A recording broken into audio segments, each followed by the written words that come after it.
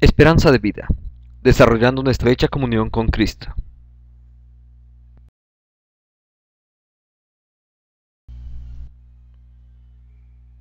¿Cómo amar y obedecer a Cristo?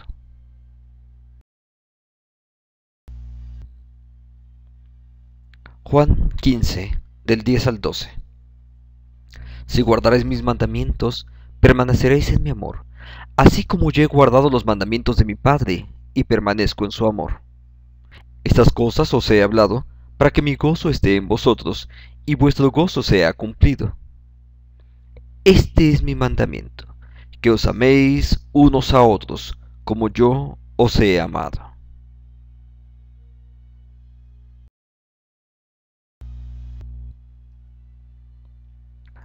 Dios es el labrador, es parte de la historia que hemos estado considerando. Jesús es la vid y nosotros somos los pámpanos. En esta historia, Jesús contó mucho acerca de la relación de Dios con los seres humanos, de nuestra relación con Cristo, pero particularmente de los objetivos que Dios tiene para cada uno de nosotros. Porque somos cada uno de nosotros alimentados por la savia de esa vid divina que es Cristo Jesús. Y somos alimentados y fuimos llamados, injertados en esa vid, para permanecer en ella y para dar mucho fruto. De manera que Dios es glorificado cuando cada uno de nosotros en nuestra vida estamos dando fruta para gloria de Dios. En este momento nos toca ubicar este concepto, donde Jesús dice, guardad los mandamientos. Se ha apartado una vez más de la historia de la vid, para llevarnos otra vez a la relación personal con Él. Guardad mis mandamientos. La versión en lenguaje sencillo dice así, si obedecen todo lo que les he mandado, los amaré siempre, así como mi Padre me ama, porque yo lo obedezco en todo. El guardar los mandamientos y así permanecer en el amor de Cristo no es producto de el esfuerzo propio, sino producto de la fe. Y eso es algo que debemos de considerar seriamente, porque no se trata solamente de hacer obras, sino se trata de permanecer en la fe. Todo el poder cumplir con las obras de Dios tiene que ver con un asunto de fe. Es por ello que en el protestantismo clásico, precisamente, tomaron como uno de los lemas de la Reforma la sola fide. Solo por la fe podemos alcanzar la misericordia de Dios. Solo por la fe, porque la salvación realmente procede de la fe. Entonces, cuando se trata de obedecer, la fe es el motor que va a mover todo, atreviéndose a confiar en que Cristo le dará fuerza para obedecer. No es mi capacidad, sino confío en que Dios me va a dar la fuerza suficiente, la capacidad necesaria para yo poder obedecer al mandamiento de Él. Es por la fe que nos atrevemos a renunciar a todo aquello que nos está estorbando para poder cumplir con la voluntad de Dios. Entonces la fe otra vez adquiere ese carácter importante para cada uno de nosotros, pero también es la fe que promete y espera vivir una vida agradable a Dios. Es por la fe que estamos capaces de comprometernos, no pensando en nuestras propias capacidades. Si se tratara de nuestras propias capacidades, seguramente más de uno de nosotros diría, sabes que yo mejor no me comprometo, pero conozco también muchos cristianos que prefieren no comprometerse, porque ven sus propias fuerzas, en lugar de creer, y ahí es donde la fe actúa, en lugar de creer lo que Dios es capaz de hacer en la vida de cada uno de ellos. Permaneced en mi amor. Esas palabras indican que es una necesidad vivir en el amor de Dios, en el amor de Cristo, porque es a la vez una posibilidad y una obligación. ¿Por qué? Una posibilidad por cuanto el permanecer en el amor de Cristo, Él es el que ha generado las posibilidades para que nosotros podamos andar en ese amor, pero también es una obligación, porque una vez que yo ya fui injertado en esa vid verdadera, yo puedo y debo de permanecer. En ese sentido, para mí es una obligación. Cristo afirma que la condición es esta: si guardáis mis mandamientos, permaneceréis en mi amor. De manera que Estar en el amor de Cristo y guardar los mandamientos no son dos realidades distintas, sino una misma realidad con dos facetas. Es el precepto y al mismo tiempo una promesa. Es el amor de Dios que invita a que nosotros permanezcamos y se extiende su mano y nos permite guardar los mandamientos. Es Dios el que está interesado en que nosotros podamos cumplirlos. Estar en la fuerza del Señor, donde tomamos el voto de obediencia y nos entregamos entonces a guardar sus mandamientos. Esta frase de Filipenses que seguramente conoces: todo lo puedo en Cristo, que me fortalece. Pero ¿qué significa eso de estar en el amor de Cristo? ¿Qué significa eso de obedecer y permanecer? Se refiere en particular, sí, a la ejecución de todo lo que sabemos que es la voluntad de Dios. Y hay muchas cosas que ya sabemos en qué consiste la voluntad de Dios. No estamos inventando. No vamos a descubrir. No nos está pidiendo hacer Dios acerca de lo que no sabemos, sino de lo que sí sabemos. Un hombre mayor que conocí hace muchos años atrás decía esto: no te preocupes de lo que no sabes, ocúpate de lo que sabes y no haces. Benjamín Briceño. Estoy seguro que usted y yo tenemos muchas cosas que sí sabemos acerca de nuestra relación con Cristo y sin embargo no las estamos haciendo. Entonces, permanecer, obedecer significa ejecutar, llevar a la práctica todo aquello que ya sabemos que es la voluntad de Dios. La obediencia hace referencia entonces a la observancia positiva de los mandamientos de nuestro Señor y a la ejecución de su voluntad en todo aquello en que la conocemos. Tal vez hay áreas de la voluntad de Dios que no conoces. Bueno, Dios en su momento, si es así su voluntad, Él te las va a revelar y entonces habrá oportunidad de practicarlas. Mientras tanto, ocúpate de lo que ya sabes.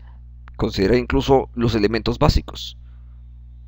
Considera incluso los 10 mandamientos como ese punto de arranque y ahí tienes los elementos suficientes para empezar esa relación con Cristo. Y la fe en Cristo es la que nos capacita y la que nos santifica y la que nos hace aptos para esa obediencia.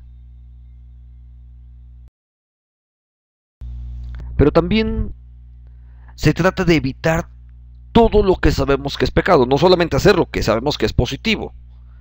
También hay una serie de cosas que sí sabemos que es pecado: robar, mentir, engañar, sin tratar de matizar algún asunto. A veces tratamos de matizar algunos asuntos que ya sabemos de inicio que están mal. No se trata de matizar nada de esto. Pero incluso el pecado involuntario también debe estar incluido en medio de esto, porque también involuntariamente, y tenemos que orar, y como el salmista decía: Señor, líbrame de los pecados que me son ocultos. Porque el pecado, aunque sea por ignorancia, también está marcado por la naturaleza del pecado. Es decir, de todos modos es pecado. Podríamos decir: es que no era mi intención. Pero sabes, a veces aun cuando no es nuestra intención, terminamos perjudicando a la gente. Es que el concepto de Jesús es así como yo, donde Jesús, por supuesto, es el modelo a seguir. No hay otro. Jesús es el modelo que debemos de seguir. Por eso Jesús en 2 ocasiones en estos pasajes repite estas ideas: así también yo os he amado, permaneced en mi amor. Y una vez más: como yo he guardado los mandamientos de mi Padre. Vea, Jesús es el modelo. Y la vida cristiana consiste precisamente en eso, en ir descubriendo cómo Jesús lo está haciendo, de qué manera Dios enfrenta los problemas, de qué manera Jesús es capaz de superar la tentación y nosotros aprender de ello para poder practicarlo de la misma manera. Eso se trata, por supuesto, del amor. Y la ley de vida y esa vida de la ley y la vida de Cristo consisten en esto. Él fue hecho como nosotros, por eso es nuestro modelo. Él fue hecho como nosotros en todas las cosas, para que también nosotros pudiéramos ser como Él en todas las cosas. Él abrió el camino para que nosotros anduviésemos a lo largo del mismo como Él anduvo. Seguir los pasos de Jesús, si prefieres una expresión muchísimo más corta. Él tomó nuestra naturaleza para enseñarnos a llevarla y nos mostró cómo obedecer. podemos decirlo así. Jesús pudo, porque lo hizo como un ser humano. Él pudo dar la gloria a Dios como un ser humano, tan humano como tú y como yo. Y si Jesús pudo, Él también lo va a hacer cuando Él esté morando en nosotros, entonces también nosotros podremos hacerlo. Se trata también de ir a lo que es importante. Sabes, en muchas ocasiones nos desviamos en muchísimas cosas que a veces son superfluas o secundarias. La voluntad de Dios es el verdadero centro de su perfección divina. El apóstol Pablo escribió: miren las cosas de arriba, ubiquémonos en eso que está ahí. No perdamos tiempo en las palabras de Jesús, en las cosas de este mundo que al final de cuentas se corrompen, se oxidan y después llega el momento en el que ya no sirven.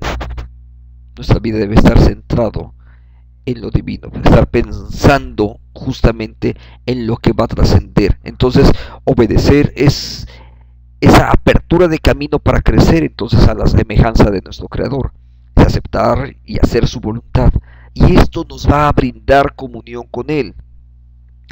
Eso es lo que Cristo vino a restaurar, precisamente la comunión, y la comunión que se logra precisamente cuando andamos otra vez en los caminos de Dios. ¿Cómo puede ser un cristiano feliz? ¿Cómo puede ser un cristiano feliz? Realmente no es tan difícil. Para muchos cristianos la idea de una vida permaneciendo totalmente en Cristo les parece un esfuerzo penoso, pero eso es porque no han descubierto el secreto que ahí está, pero que realmente no es tan secreto porque ha estado en las Escrituras toda la vida. No pueden ver que el esfuerzo solo ocurre cuando no nos entregamos sin reservas a la vida que es en Cristo Jesús. Una vida saludable. Una vida saludable es la que trae bendición a Dios. Toda vida saludable es una experiencia de gozo y de belleza y que se vive solo estando en comunión con Cristo. Porque Dios es la fuente de todo gozo. Ve lo que dice el apóstol Pedro al contar acerca de la salvación que es en Cristo. Dice: me hiciste conocer los caminos de la vida, me llenarás de gozo con tu presencia. Y es que es una bendición el experimentar gozo, salvación en Jesucristo. Se trata de una vida saludable entonces. Y una vida saludable tiene un punto de origen. Y ese punto de origen fue justo nuestro estar en Cristo, el momento de nuestra propia conversión. Pero una vida saludable empieza a generar, si puedo decirlo así, una espiral, una línea ascendente que poco a poco va a ir creando distintos elementos, porque si hablo de una vida saludable, esa vida saludable se va a transformar primero en una vida saludable en lo personal, pero después en lo familiar y más adelante en una iglesia saludable. Una iglesia saludable, una iglesia que está dando frutos, está compuesta por personas que son saludables. Pero el objetivo de Dios no está ahí solamente. El objetivo de Dios es que teniendo hombres y mujeres que viven una relación saludable con Cristo, también incluso podamos influir en nuestra sociedad y así alcanzar el objetivo de que el reino de Dios se establezca en este mundo.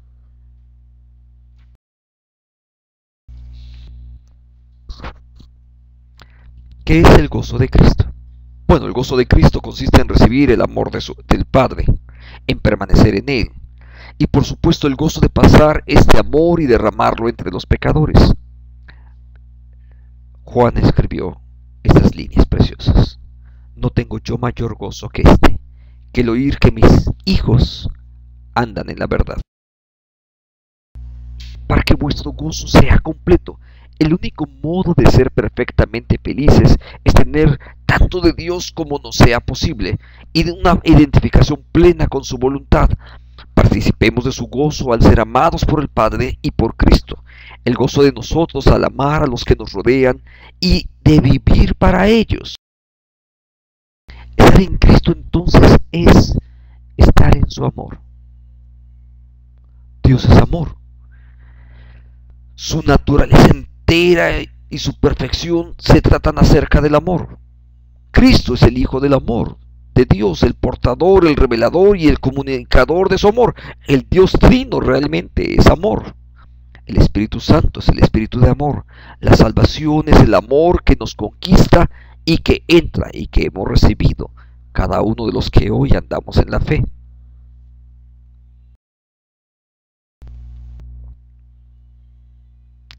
Nada es más natural que el que los cristianos se amen los unos a los otros como Cristo los amó. Amad a vuestros hermanos es la manera de permanecer en el amor al Padre. Y en esto conocerán todos que sois mis discípulos, dijo Jesús, si tuvieres amor los unos por los otros. Ahora, es tiempo de mostrar del amor de Dios a nuestros hermanos. Que el Señor te lleve a ti y a mí a realizar obras concretas de amor a favor de nuestros hermanos.